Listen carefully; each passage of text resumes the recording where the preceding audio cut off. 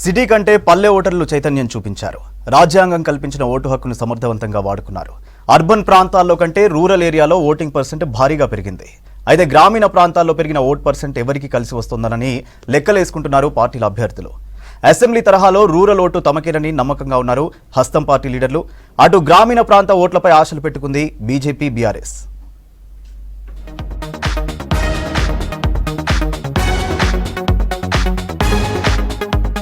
రాష్ట్రంలో లోక్సభ ఎన్నికల్లో మరోసారి పల్లె ఓటెత్తింది. ఎప్పటిలానే పట్టణ, సిటీ ఓటర్లు నిరాశపరిచారు. గెలుపోటములను డిసైడ్ చేసేది రూరల్ ఓటు బ్యాంకే కావడంతో గ్రామాల్లో నమోదైన ఓట్లు ఎటువైపు మళ్లాయనే దానిపై పొలిటికల్ లీడర్లు, అభ్యర్థులు లెక్కలు వేసుకుంటున్నారు. ఓటర్లు ఎవరి వైపు మొగ్గు చూపారనే దానిపై ఓ అంచనాకు వస్తున్నారు. రూరల్లో నమోదైన పోలింగ్ ఎవరికి లాభం చేకూరుస్తుందని, ఏ పోలింగ్ సెంటర్లో ఎంత ఓటింగ్ శాతం నమోదైందన్న వివరాలు తెప్పించుకొని విశ్లేషించుకుంటున్నారు. గెలుపు తమదంటే తమదేనని కాంగ్రెస్, బీజేపీ, బీఆర్ఎస్ ధీమా వ్యక్తం చేస్తున్నాయి.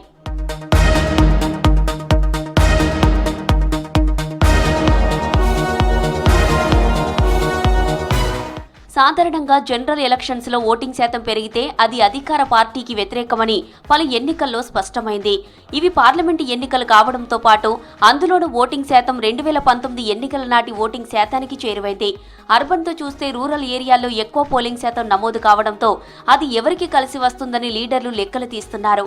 మొన్నటి అసెంబ్లీ ఎన్నికల్లో పల్లె ఓటర్లు బీఆర్ఎస్ ను కాదని కాంగ్రెస్ కు పట్టం కట్టినట్లు లోక్సభ ఎన్నికల్లోనూ మళ్లీ అదే సీన్ రిపీట్ అవుతుందని తమ వైపే పల్లె జనం ఉన్నారని కాంగ్రెస్ నేతలు నమ్ముతున్నారు. బీఆర్ఎస్ పార్టీకి గ్రామాల్లోని ఓటింగ్ పై టెన్షన్ పట్టుకుంది. అసెంబ్లీ ఎన్నికల్లో రూరల్ ఓటర్లు తమను దెబ్బ కొట్టారని, ఇప్పుడు అదే పరిస్థితి రిపీట్ అవుతుందేమోనని గులాబీ నేతలు కలవరపడుతున్నారు. ఇక అర్బన్ ఏరియాలో ఎక్కువగా ప్రభావం చూపే బీజేపీ రూరల్ పోలింగ్ శాతాన్ని చూసి కాస్త ఆందోళన చెందుతుంది. ముఖ్యంగా అభ్యర్థుల తలరాతలు మార్చే అవకాశాలున్న మైనారిటీలతో పాటు మహిళా ఓటర్లు, రైతులు ఏ పార్టీకి మొగ్గు చూపారోనని అన్ని పార్టీల నేతలు ఆరా తీస్తున్నారు.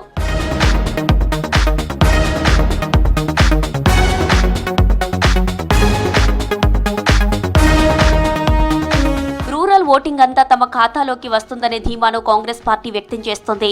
రాష్ట్రంలో అధికారంలో ఉన్న ఆ పార్టీ అధికారంలోకి వచ్చిన కొన్ని రోజుల్లోనే అమలులోకి తెచ్చిన ముఖ్యమైన స్కీమ్లు లాభం చేకూరుస్తాయని భావిస్తోంది. అధికారంలోకి వచ్చిన 2వ నెల నుంచే ప్రతి నెల 10వ తేదీలోపు ఆసరా పెన్షన్లు పంపిణీ చేయడంతో 60 ఏళ్లు పైబడిన వృద్ధులు, దివ్యాంగులు, ఒంటరి మహిళలు తమ పార్టీ వైపు మొగ్గు చూపినట్లు కాంగ్రెస్ నేతలు అంచనా వేసుకుంటున్నారు. ఇక రైతు భరోసా పంపిణీని పోలింగ్ కంటే 4 రోజుల ముందే పూర్తి చేయడం, 15 ఆగస్టు లోపు 2 లక్షల రుణమాఫీ చేస్తామని చెప్పడంతో రైతులు కూడా తమ వైపు నిలిచి ఉంటారని కాంగ్రెస్ లెక్కలు వేసుకుంటుంది. రాష్ట్రంలో 1.67 కోట్ల మంది మహిళా ఓటర్లుండగా ఇందులో 70% ఓట్లు రూరల్ ఏరియాల్లోనివే ఉన్నాయి.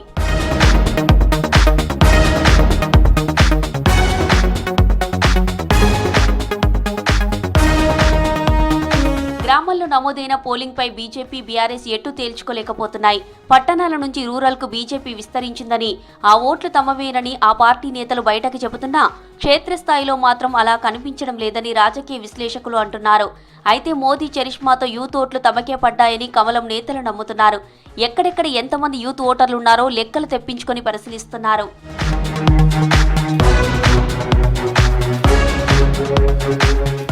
ఇక కరెంటు, నీళ్లు, కళ్యాణ లక్ష్మి, రుణమాఫీ వంటి వాటిపై కాంగ్రెస్ పార్టీపై కేసీఆర్ చేసిన విమర్శలతో గ్రామాల్లో మళ్లీ ఓటు తమ వైపే టర్న్ అయి ఉంటుందని బీఆర్ఎస్ లీడర్లు భావిస్తున్నారు. అయితే అసెంబ్లీ ఎన్నికల్లో రూరల్ ఓటర్లతోనే కాంగ్రెస్ అధికారాన్ని చేపట్టింది. రైతులు, యువత, మహిళలు బీఆర్ఎస్ ను పక్కన పెట్టి కాంగ్రెస్ కు జైకొట్టారు. అధికారం కోల్పోయాక బీఆర్ఎస్ పార్టీ క్యాడర్ కూడా చెల్లా చెదురైంది. ఇంకా రూరల్లో ఓట్లు పడి ఉంటాయా అనే అనుమానం కూడా ఆ పార్టీ నేతల్లో వ్యక్తమవుతోంది. కింది స్థాయి లీడర్లు మాత్రం వాస్తవ విషయం తెలిసినప్పటికీ పైకి పాజిటివ్ గా రిపోర్ట్ ఇస్తున్నట్లు సమాచారం. స్టేట్ యూనిట్ గా చూస్తే కాంగ్రెస్ వర్సెస్ బీజేపీ అన్నట్లుగా లోక్సభ ఎన్నికలు జరిగాయి. ఓటర్లు కూడా నేషనల్ ప్రాస్పెక్టివ్ లోనే ఈ ఎన్నికలను చూశారనే చర్చ జరుగుతుంది.